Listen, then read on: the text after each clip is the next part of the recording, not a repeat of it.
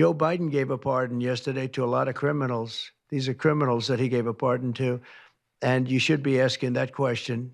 Why did he give a pardon to all of these people that committed crimes? We're going to be issuing an executive order demanding that they immediately let that water come down to through California. Are you open to Elon buying TikTok? I would be if he wanted to buy it, yeah. Never. By the way, Russia never would have gone into Ukraine. I had a very strong understanding with Putin that it would have never, ever happened. My heart skipped a beat. Felt like old times. President Donald Trump fielding questions from reporters on his first full day back in office. Yes. We're taking a live look at the Capitol this very, very cold morning.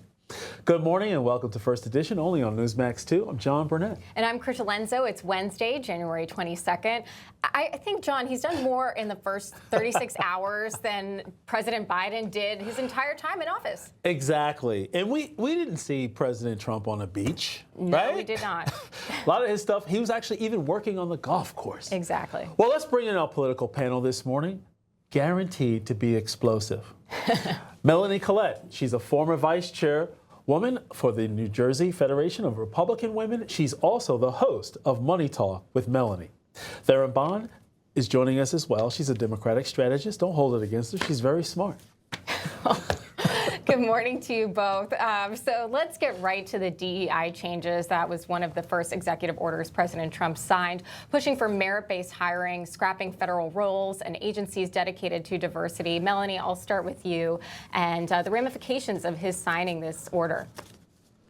See, the thing about merit-based hiring is that it's based on merit. And the fact that you said the fact that DEI is not based on merit is problematic. And what it suggests is that Black folks can't get jobs and can't get opportunities based on merit because they're not good enough. And that's the problem that many people have with the whole DEI mantra. So what I hope it will do is take the stigma away from successful Black folks that have earned their spots based on merit and not on anything else. And we can get past this whole mantra that's a thing, that Black people can't be successful. So true, Melanie. I can't wait to hear what Theron has to say, because that's what we should be focusing on as a nation and as a Black community at large, making sure that we educate in terms of equally, not settle for less, and not settle for a one plantation system of education. What say you, Theron?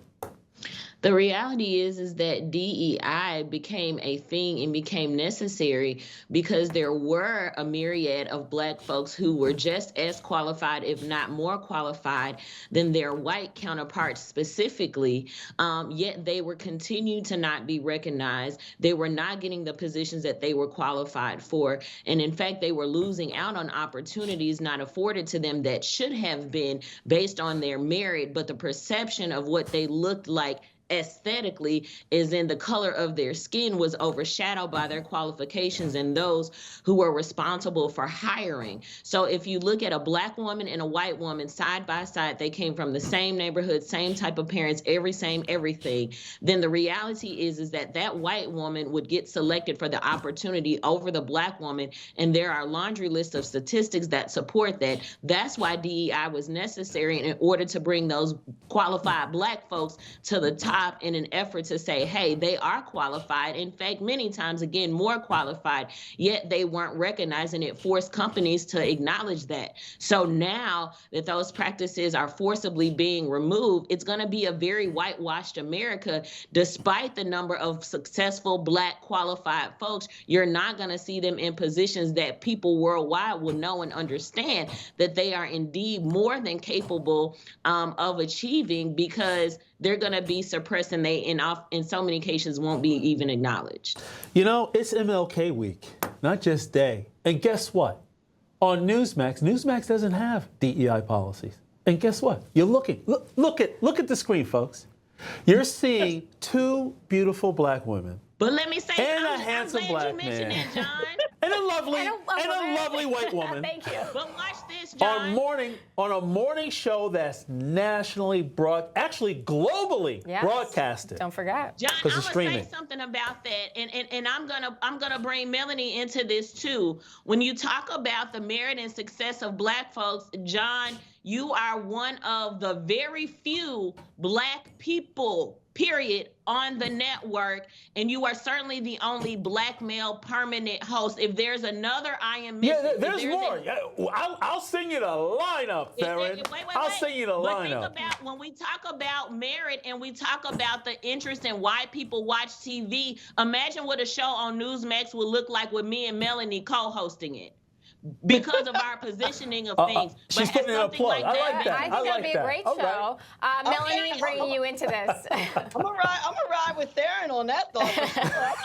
I'm so serious about that. When we talk about merit and success and what qualifications are and who brings what a network needs, and we look at the landscape of what Newsmax is, I don't think we mind coming on as guests. I think we both enjoy the show and we both stand strong on our sides. But you have to look at the makeup of what Newsmax is and the qualifications that both Melanie and I have over maybe some people that exist on Newsmax currently or might be considered, and what that means for what the bottom line looks like and what they want to see.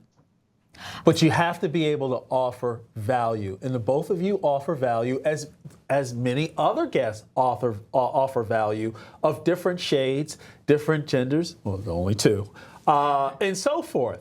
So when you look at this, we have to empower people from the start when they're children.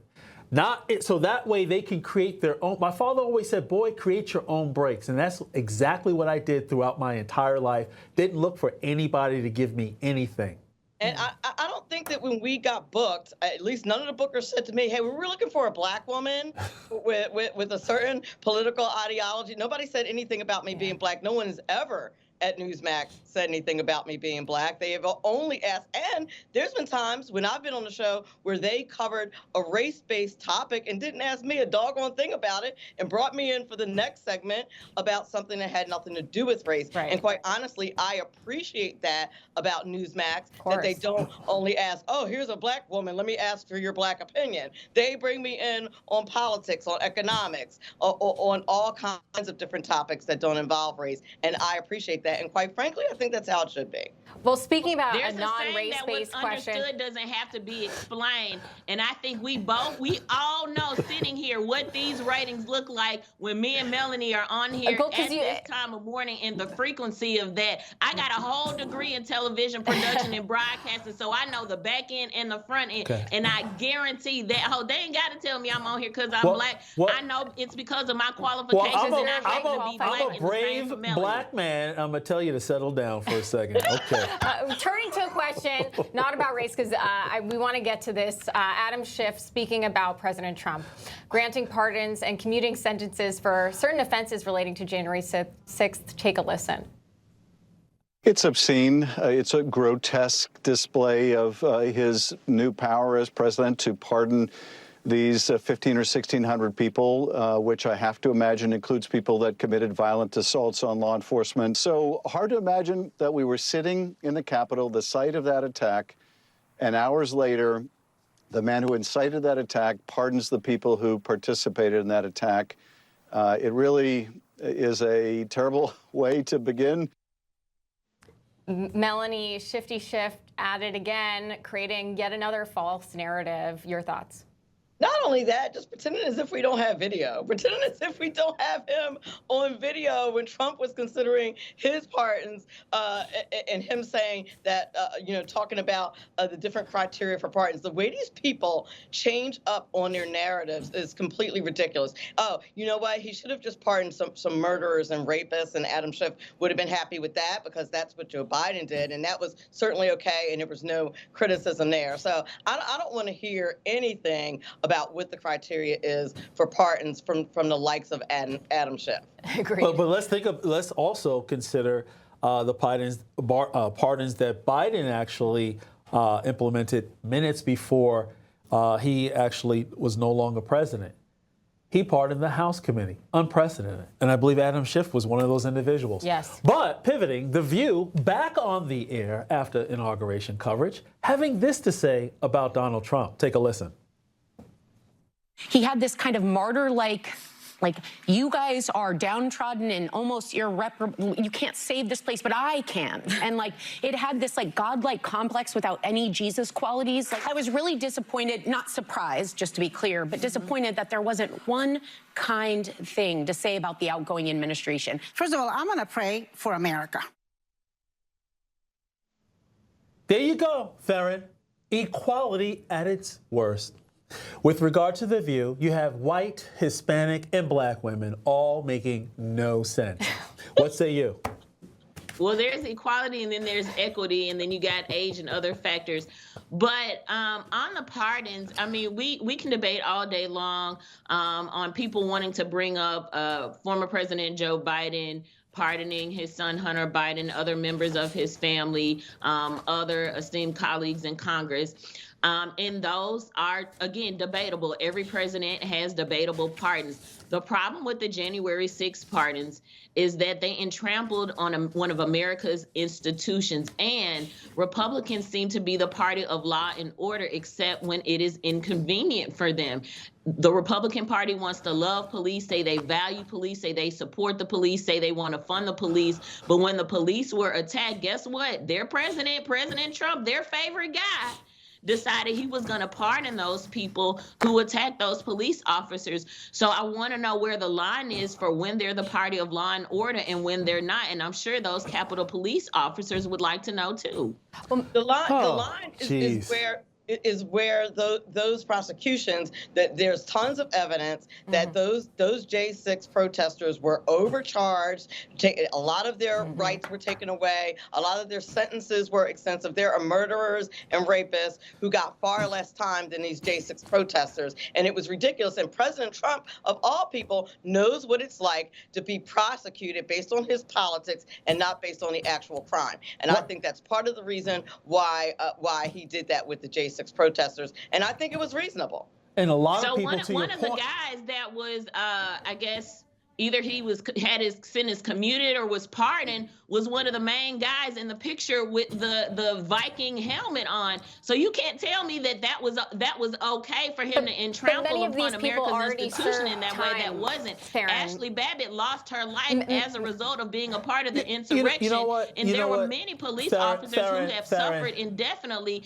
as a result of the trauma they experienced that day. So don't say 1 minute you love police and you support them unless they are exactly supporting what you want in that moment. And that's the message that President Donald Trump sent. I feel like is I'm that, in a hey, relationship. I love law and order, but not I'm this getting guy. a- I love the I'm people getting that a were willing to headache. fight more so. Right. But go ahead, John. But Theron, here's the situation. You know, I wanted to see that same energy that you're displaying right here on First Edition when America was burning down for an entire summer. Right. Burning Why was infrastructure. America Let me burning down, finish. John? Let me finish. Hold your tongue. And it wasn't burning down everywhere, be clear. I'm going to have to send you one of these clips so that way you can put it on your lips while I'm talking. So listen, the thing is, they were burning down America, burning down black businesses, white businesses. They were colorblind when they were burning institutions down, burning police stations down. And what did Kamala Harris, the vice president, do? Bail them out. So don't give me that crap, Theron. What was the reason some places were burning down, John?